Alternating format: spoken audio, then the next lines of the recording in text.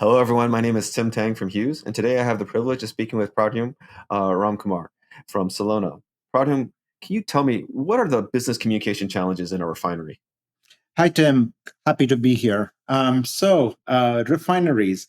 Refineries, in terms of their technology adoption, is still stranded in time. They haven't moved to the digital revolution.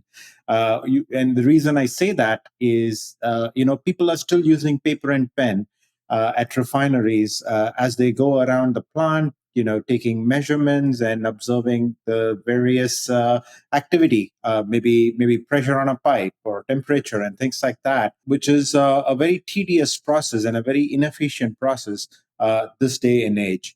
The second business challenge that they're facing is we all talk about AI and machine learning and IoT, but none of these exist without connectivity. And sometimes you have remote parts of the refinery where you might really want an IoT sensor there, but there is no way in a very cost effective manner for you to connect that sensor over a wired Ethernet or whatever back to the enterprise. So that's called a stranded data problem. And the last one we would talk about is operational efficiency.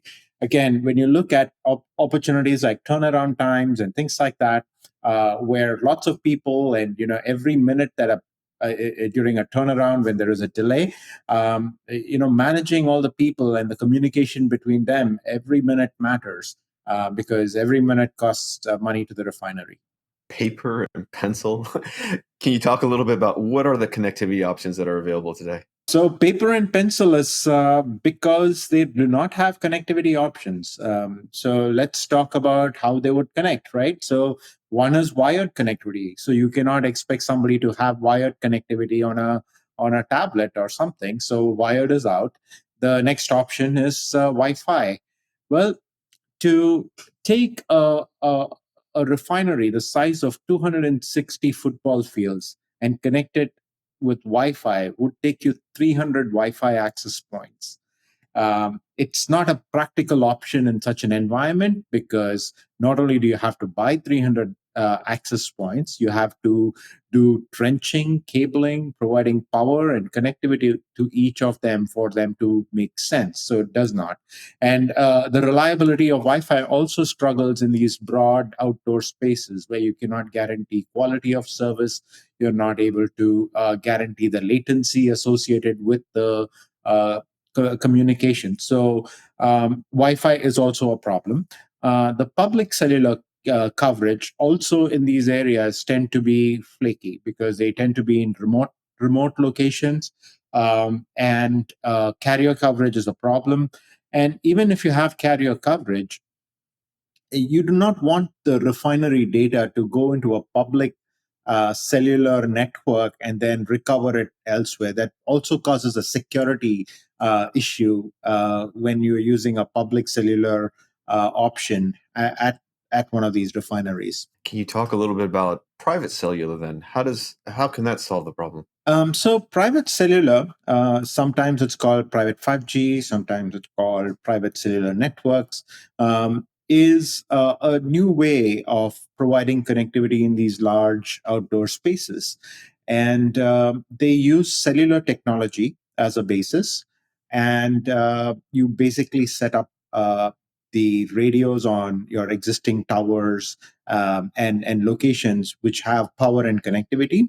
And with just 10 access points rather than 10 private cellular access points rather than 300 Wi-Fi access points, you're able to cover this entire area of 260 football fields, which is typical size of a refinery. So that is one of the biggest advantages, because from a cost effective coverage perspective, private cellular is very, very cost efficient for these kinds of deployments because of the transmission power and the coverage that you get from these access points. The second reason private cellular is very popular in these spaces is quality of service. So Wi-Fi, from a wireless standpoint, Wi-Fi is a very contention based protocol where when you have multiple devices connecting to a Wi-Fi access point, they almost fight to get access to the network. which is very inefficient because now you cannot guarantee quality of service. With a private cellular network, you can uniformly distribute. The infrastructure decides which device connect to my network, and you're able to distribute the bandwidth that you have exactly the way you want because the infrastructure controls the user experience of the devices connecting to it. The third reason why private wireless is getting popular in the space is because of roaming. So again, think about these properties are large enough that it's almost like how you're roaming from one tower to another tower on a freeway. You will be roaming from one access point to another access point in a refinery setup. And when you have 300 access points, as in Wi Fi, your roaming is not a very uniform experience, and Wi Fi is not designed for roaming, which is exactly where private cellular has an advantage. When your operator, even when he's carrying a tablet going from place to place, he has a seamless experience. And then when you start deploying new technologies like AGVs or automated robots that are taking the measurements for you, it gets even more effective as they are traversing one access point coverage to another access point. So you can solve the coverage challenges, you can provide a guaranteed quality of service, and you also have seamless roaming capabilities. Can you speak to the business advantages of a private cellular network? Talk a little bit about the return on investment. Yeah, sure. So again, I'll kind of go back to the problem statements, the business challenges we spoke about, and the business challenges paper and pen. So think about, how maybe an inspection happens at a refinery. So somebody is walking out with a paper and pen. He walks maybe for 25, 30 minutes into a refinery. He notices a problem. He takes notes of it. He maybe takes some pictures with his smartphone, goes back to his office, uploads the data, and then somebody in his company is telling him what the problem is. During that time, if it is an oil refinery, you're losing production. And every minute you lose production in an oil refinery is lost revenue. And the whole process is so, as you can see, it's very labor intensive and not very effective.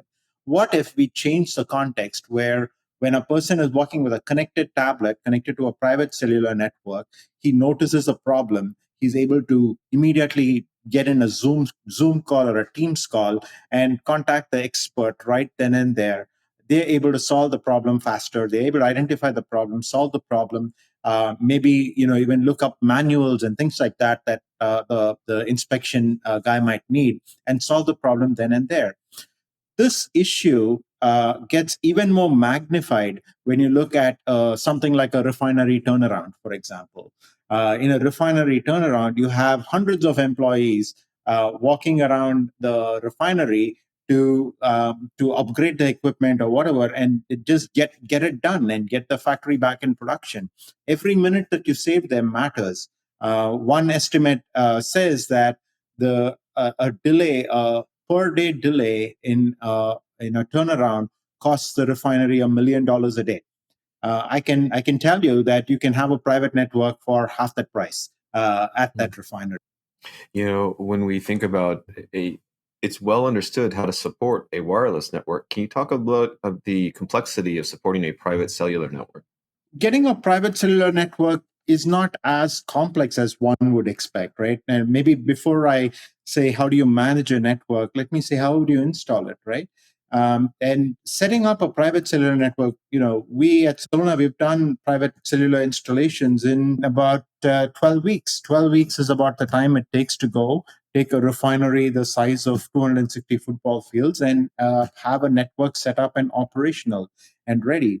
Sure, there is some expertise required when you are setting up the network, but typically, that is done by either the vendor or an SI who has expertise in this area, and then they would set up the network. They would do the RF design, RF planning, and integrate that data into your enterprise network. Once you set it up, your day-to-day problems would be how do I activate a new device on the network? How do I set up the security policy for that device? How do I set up QoS policies for that device? And that part of the discussion it resembles more of what you might be doing for a Wi-Fi network today. It's not very different. Yes, Wi-Fi does not have SIM cards, but that's not a very the learning curve associated with how to set up a subscriber and SIM card is not that big. So I feel like we are at a point where the technology has progressed enough that once a private cellular network is set up, an enterprise can manage their own network without any need for other people. Pradhyum, my last question, if you don't mind, could you just tell us a little bit about your role at Celona and Celona itself? Sure. Celona is a Bay Area startup. We've been around for more than 5 years now. Our leadership and our DNA come from the Wi-Fi space, where we've been able to. When we looked at private cellular, we said, how can we make private cellular as easy to use as Wi-Fi? And that has been the DNA at Celona. My personal role in the company is in the area of product marketing. I head up product marketing at Celona. And yeah, so we've been getting a lot of traction with oil and gas, and we'd be excited about it. Pradhyum, thank you very much for taking the time to speak with us. Everyone, I've been speaking with Pradhyum Ramkumar from Celona, and we've been talking about how to take the refinery industry from paper and pen to a private cellular network to be able to support always on communications and to be able to improve operational efficiencies and the like. Thank you very much for listening to our show.